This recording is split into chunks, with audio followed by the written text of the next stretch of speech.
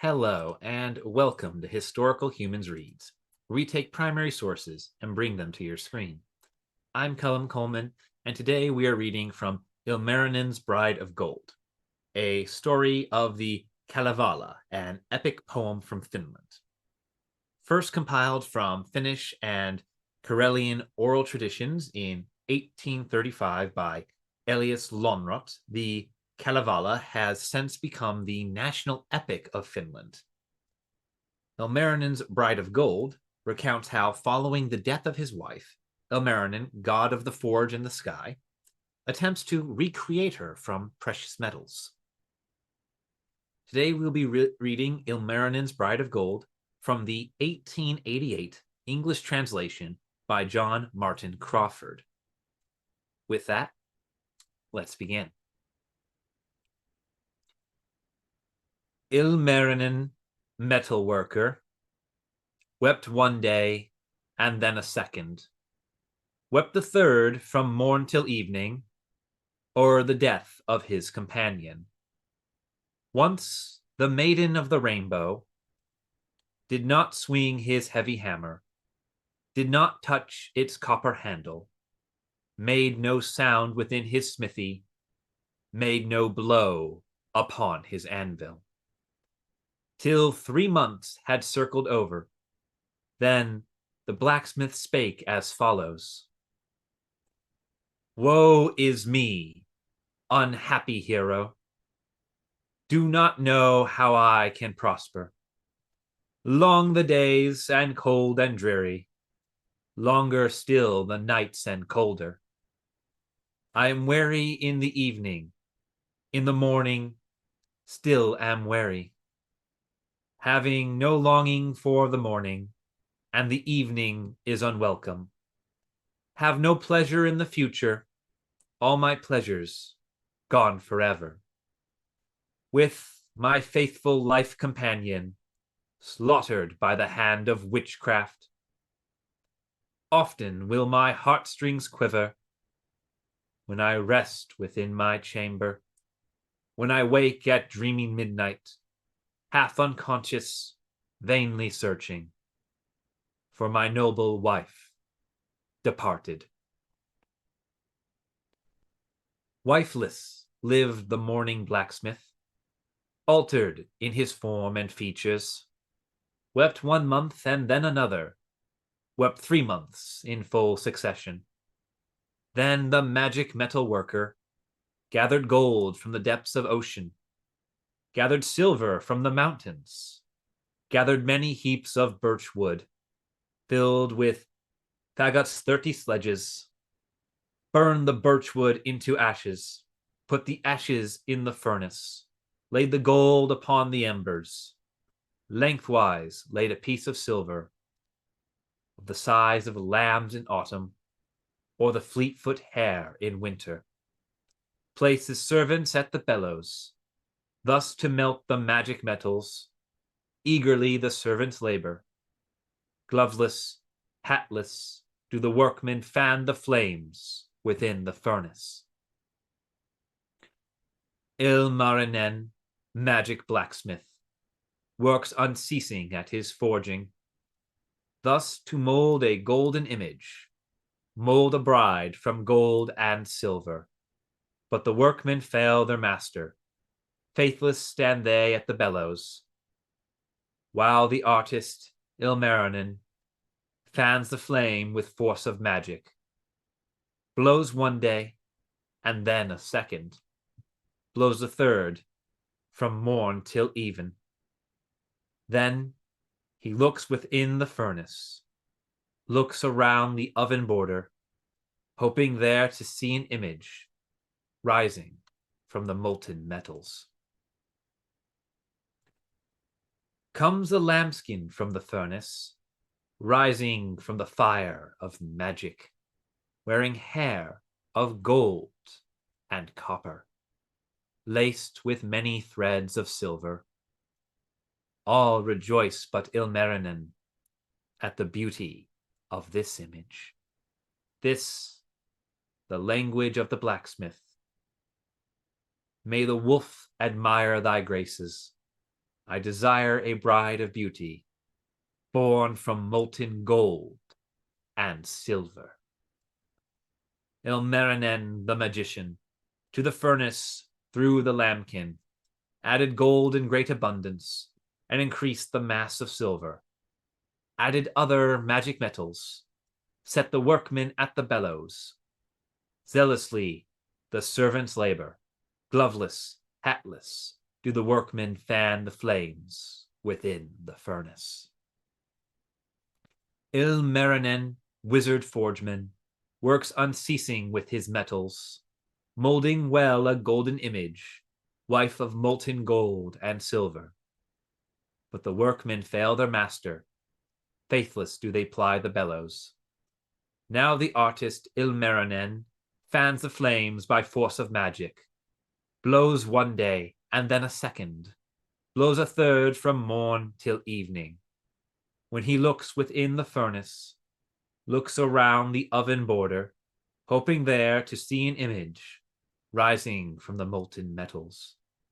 From the flames a colt arises, golden maned and silver-headed. Hooves are formed of shining copper. All rejoice but Ilmarinen at this wonder of creation. This, the language of the blacksmith. Let the bears admire thy graces. I desire a bride of beauty, born of many magic metals.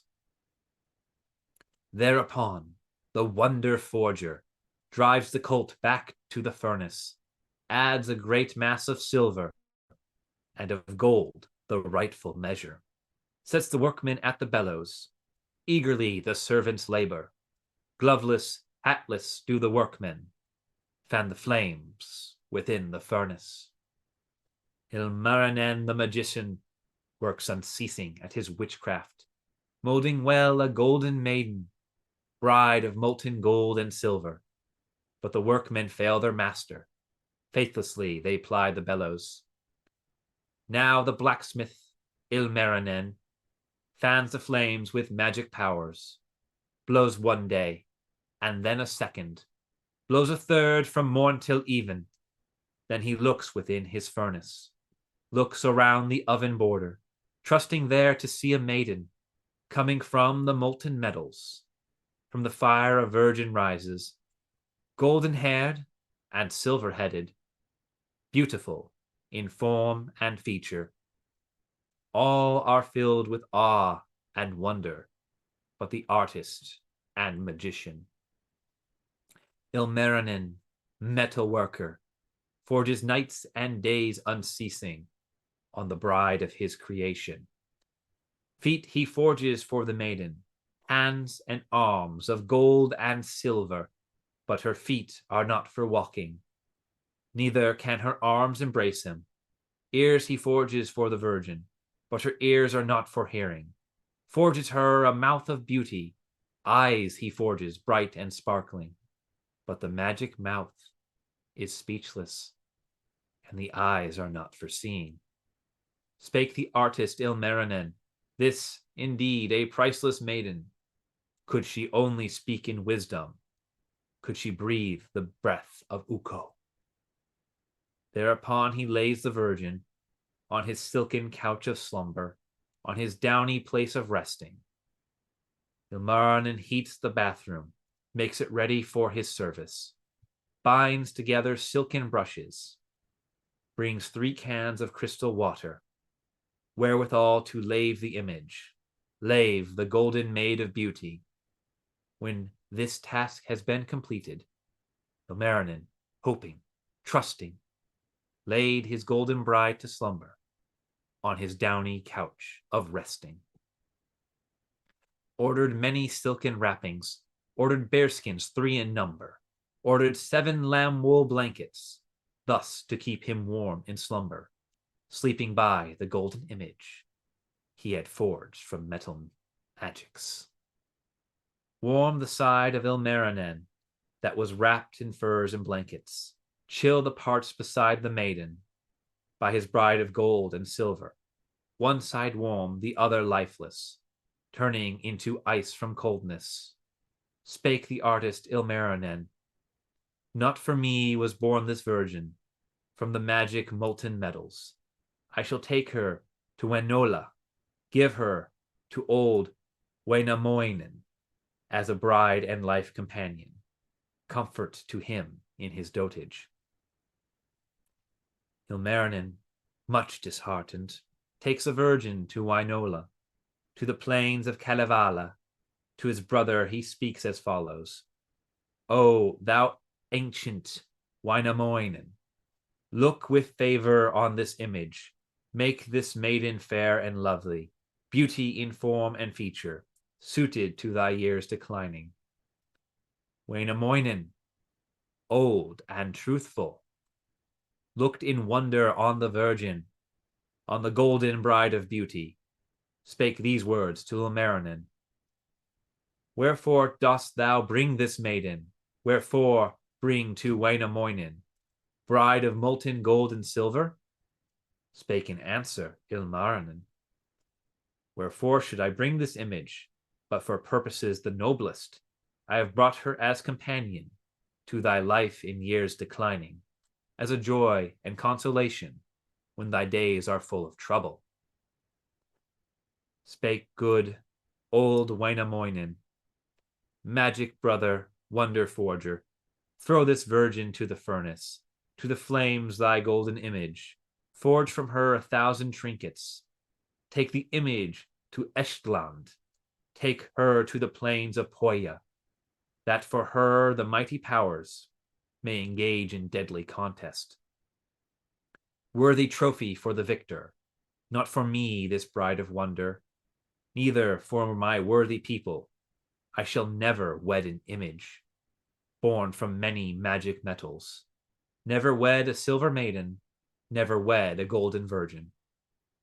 Then the heroes of the waters called together all his people and spake these words of ancient wisdom: Every child of Northland listen, whether poor or fortune favored, never bow before an image born of molten gold and silver, never while the sunlight brightens, never while the moonlight glimmers. Choose a maiden of the metals, choose a bride from gold created. Cold the lips of the golden maiden, silver breathes the breath of sorrow. This has been an excerpt from Ilmarinen's Bride of Gold on Historical Humans Reads. If you enjoyed this video and like to hear more excerpts from original texts, please subscribe to be notified of the next one. If there is a work you would like to hear, be sure to like the video and leave a comment listing it below. Thank you for listening.